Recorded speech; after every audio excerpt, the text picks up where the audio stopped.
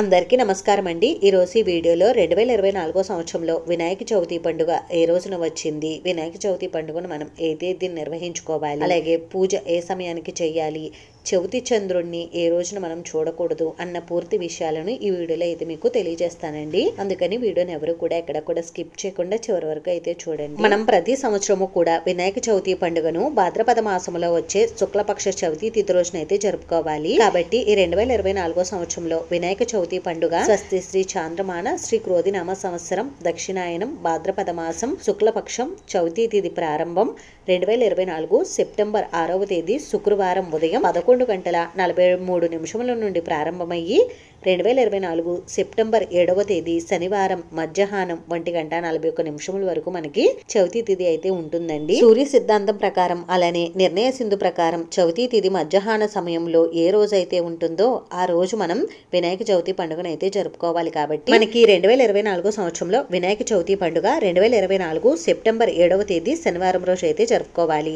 ఈ రోజున నక్షత్రం చిత్తా నక్షత్రం ఉదయం 10:28 వరకు అయితే ఉందండి। తదుపరి స్వాతి నక్షత్రం ఉంది। ఇంకా వినాయక చవితి రోజున పూజను నిర్వహించుకోవాల్సిన శుభ సమయం వచ్చేసి 2024 సెప్టెంబర్ 7వ తేదీ ఉదయం 10:30 నుండి మధ్యాహ్నం 1 లోపు మీరు స్వామివారికి పూజను అయితే నిర్వహించుకోవచ్చండి। అలాగే స్వామివారికి సాయంత్రం పునః పూజను ప్రారంభించుకోవడం కోసం శుభ సమయాలు వచ్చేసి సాయంత్రం 6:22 నుండి ప్రారంభించి రాత్రి 7 గంటల లోపు మీరు స్వామివారికి సాయంత్రం పూజను కూడా నిర్వహించుకోవచ్చు। ఇంకా మనకి ముఖ్యంగా వినాయక చవితి పర్వదినం అంటే మనకి ముందుగా గుర్తు వచ్చేది చవితి చంద్రుడు అండి। అయితే ఈ చవితి చంద్రుడిని మనం ఏ రోజు చూడకూడదు అని అంటే సెప్టెంబర్ 6వ తేదీ శుక్రవారం రోజు మనం చవితి చంద్రుడిని అయితే చూడకూడదండి। ఇంకా వినాయక చవితి పండుగ కోసం మనం స్వామివారి విగ్రహాన్ని ముందు రోజైనా తెచ్చుకోవచ్చండి, లేదు అంటే మనం వినాయక చవితి రోజైనా స్వామివారి విగ్రహాన్ని తెచ్చుకోవచ్చు।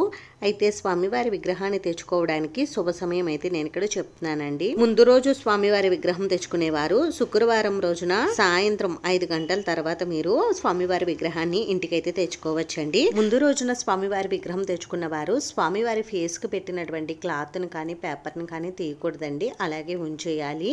మనం పూజకు స్వామివారి విగ్రహాన్ని తీసినప్పుడు మాత్రమే పేపర్ ని కానీ అలాగే ఫేస్ ని కానీ మనం చూడాలి।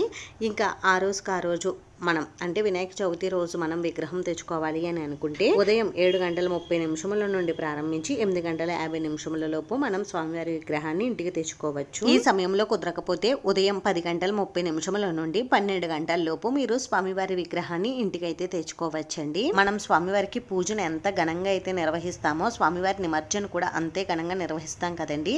అయితే స్వామివారికి నిమజ్జన ఎప్పుడు చేయాలి అని అంటే పూజ పూర్తయిన మరుసటి రోజైనా మనం స్వామివారికి నిమజ్జన కార్యక్రమం చేయవచ్చు, లేదు అంటే 2వ రోజు కానీ 3వ రోజు కానీ మంగళ శుక్రవారాలు చూసుకుని మనం స్వామివారిని నిమజ్జనం చేసుకోవచ్చు। ఇంట్లో స్వామివారిని పెట్టుకున్న వారు 1, 2, 3 రోజుల కంటే ఎక్కువ పెట్టుకుంటే మనం స్వామివారికి నైవేద్యాలు అవి చేయడం కష్టంగా ఉంటుంది। కాబట్టి ఇంట్లో స్వామివారి పూజ చేసుకున్న వారు నెక్స్ట్ డే కానీ 2వ రోజు కానీ స్వామివారికి నిమజ్జన కార్యక్రమం అయితే చేసుకోవచ్చు। అంతేనండి, విన్నారు కదా। ఈ వీడియో మీకు నచ్చితే ప్లీజ్ లైక్ చేసి షేర్ చేసి సబ్స్క్రైబ్ చేసుకోండి। Thanks for watching.